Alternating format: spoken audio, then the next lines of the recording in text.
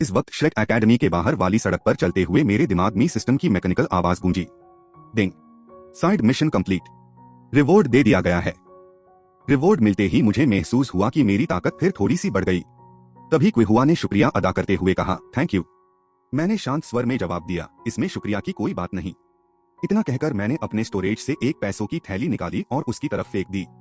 इसमें 10 gold soul coins है। इस गांव को छोड़ दो और कहीं और जाकर नई जिंदगी शुरू करो। ये पैसा उसके आने वाले मुश्किलों से बचने के लिए काफी था, लेकिन क्विहुआ ने मना कर दिया। मुझे पैसे नहीं चाहिए, अगर आप इजाजत दे तो मैं आपके साथ चलना चाहती हूँ। मैं बहुत काम कर सकती हूँ। उसकी बात सुनते ही मैं अंदर ही अंदर हिल गया। ये पैसे नहीं, मेरी जान मांग रही है क्या? मैंने इसकी मदद की और ये मुझे ही मुसीबत में डालना चाहती है। ये सोचकर मैंने जबरदस्ती पैसों की थैली उसके हाथ में थामा दी। ये पैसे रख लो, आज के बाद हमारा कोई लेना देना नहीं है, और किसी को मत कहना कि तुम मुझे जानती हो। इतना कहकर मैं वहां से तुरंत गायब हो गया। इसी वक्त श्रेक एकेडमी के गेट पार मा होंगजन हाफते हुए वापस पहुंचा। आखिर पहुंच ही गया। ऑस्कर तुरंत उसके पास आया। उसके साथ दाई मुबई भी था। फैटी, क्या हुआ? चेहरा इतना सेफ क्यों है? आप मेरी सॉसेज खा ले, ताकत वापस आ जाएगी। ये कहकर ऑस्कर ने अपनी लाल सॉसेज निकाल ली। मा होंगजन का चेहरा तुरंत बिगड़ गया। बस कर और घिन मत दिला। उसने ऑस्कर को हटा दिया और दाई मुबई के पास जाकर बोला, बॉस, इस बार आपको मेरी मदद करनी ही पड़ेगी। दाई मुबई ने ध्यान से देखा और तुरंत समझ गया कि बात सीरियस है। फैटी, किसने तुम्हें इस हालत में पहुंचाया? मा होंगजन बोला, गांव में एक अजनबी मिला। उसने बिना वजह मुझे और क्विहुआ के बीच दखल दिया। मैं कैसे बर्दाश्त करता, लेकिन मैं उससे हार गया। ये सुनते हाय ऑस्कर गुस्से में बोल उठा, क्या? हमारे श्रेक के एरिया में किसी ने हमारे आदमी पर हाथ उठाया? लेकिन दाई मुबई ने तुरंत कोई फैसला नहीं लिया।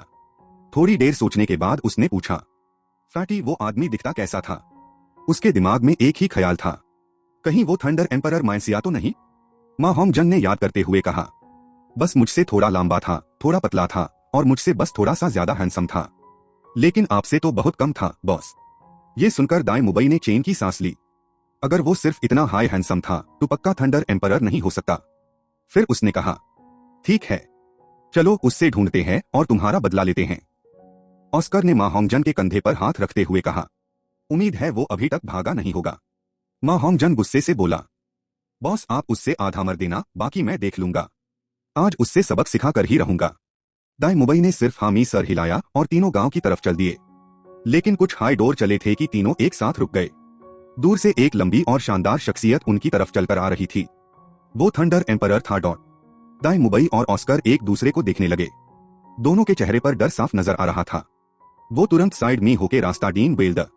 लेकिन तभी मा होंगजन खुशी से मेरी तरफ उंगली दिखाते हुए बोला, बॉस, वही है, इसी ने मुझे मारा था। इस बार ये बचकर नहीं जाएगा। ये सुनते हाय दाई मुबई और ऑस्कर के होश उड़ गए। क्या कहा? ये ही तुम्हारा दुश्मन है?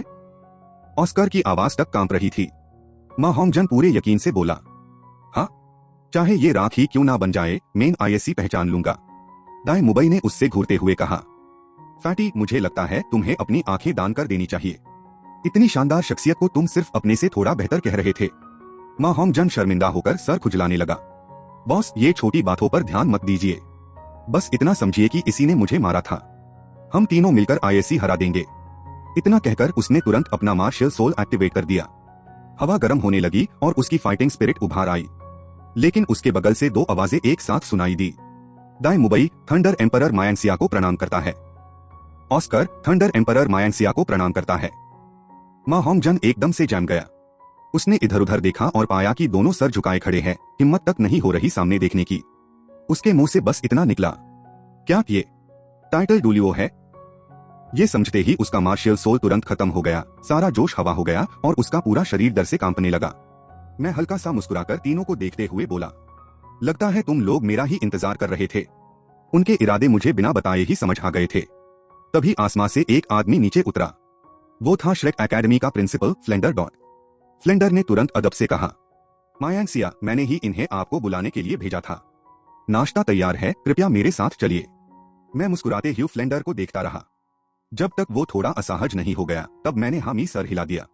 ठीक है, प्रिंसिपल ने इतनी मेहनत की है तो मैं मना नहीं करूंगा। इतना कहकर मैं सबके पास से आगे निकल गया। लेकिन जाते जाते मैंने मा होंगजन की तरफ गहरी नजर से देखा। धाप। मा होंगजन के पैरों से जान निकल गई और वो सीधा जमीन पर बैठ गया।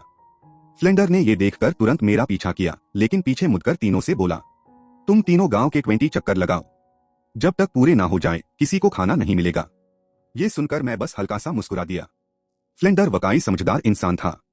हमारे जाने के बाद दाई मुबई और ऑस्कर भी जमीन पर बैठ गए। तीनों के कपड़े पसीने से भीग चुके थे। ऑस्कर ने गहरी सांस लेकर कहा, आज तो बहुत बड़ा हादसा होते होते बाग गया। अगर प्रिंसिपल वक्त पर नहीं आते तो आज हमारी खैर नहीं थी। दाई मुबई ने गुस्से से मा होंगजन को देखा। फैटी, तुमने तो आज ह्यूम मारवा ही दिया था। मैं इतनी दूर सिर्फ अपनी जान बचाने के लिए श्रेक आया था और तुम ह्यूम एक टाइटल डुलियो का दुश्मन बना देते। मैंने अपनी आंखों से उनकी ताकत देखी है। ऐसे इंसान को नाराज करके मर भी जाओ तो बदला लेने वाला कोई नहीं मिलेगा। दाई मुबई की बात सुनकर मा होंगजन और भी घबरा गया। बॉस, आखिर हुआ क्या था? वो आदमी कौन है? इस बार दाई मुबई चुप रहा। ऑस्कर ने सांस भरते हुए कहा, मैं बताता हूँ। ये सब कल के एडमिशन टेस्ट से शुरू हुआ था। फिर ऑस्कर ने कल की पूरी घटना शुरू से लेकर आखिर तक सुना दी। जैसे जैसे मा होंगजन सुनता गया, उसके चेहरे पर हैरानी बढ़ती गई। आखिर में वो घबराकर बोला, तू वो सच में इतना खतरनाक था? सिर्फ 18 साल की उम्र में टाइटल डुलियो, ये तो बिल्कुल नामुमकिन जैसा है। दूसरी तरफ मेन फ्लेंडर के साथ एकेडमी के डाइनिंग हॉल में पहुंच गया। यहाँ का माहौल काफी साधारण था। फ्लेंडर मुझे एक लंबी मेज के पास ले जाते हुए बोला, मायांगसिया, आपका नाश्ता तैयार है। मैंने मेज की तरफ देखा तो थोड़ा हैरान रह गया। वहाँ मैंटू, शेओबिंग, बाउजी, वॉन्टॉन और कई तरह के नाश्ताई रखे थे। ये देखकर समझ आ गया कि फ्लेंडर ने इसके लिए काफी मेहनत की है। मैं मुस्कुराकर बोला, प्रिंसिपल, इतनी तकलीफ करने की जरूरत नहीं थी। मुझे भी बाकी स्टूडेंट्स की तरह हाई ट्रीट कीजिए। इसके बाद मैंने बिना कुछ और कहे आराम से नाश्ता करना शुरू कर दिया। नाश्ता बहुत खास नहीं था, लेकिन मैंने बड़े स्वाद से सब कुछ खत्म कर दिया। जैसे ही मैंने नाश्ता खत्म किया, एकेडमी में घंटी बज उठी। फ्लेंडर का चेहरा तुरंत गंभीर हो गया। सभी स्टूडेंट्स ध्यान दे, तुरंत ट्रेनिंग ग्राउंड पर इकट्ठा हो जाओ।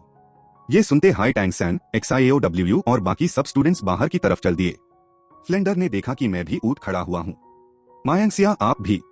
मैं हल्का सा मुस्कुराकर बोला, वैसे भी खाली हूँ, चलो देख ही लेता हूँ। इतना कहकर मैं भी बाहर निकल गया।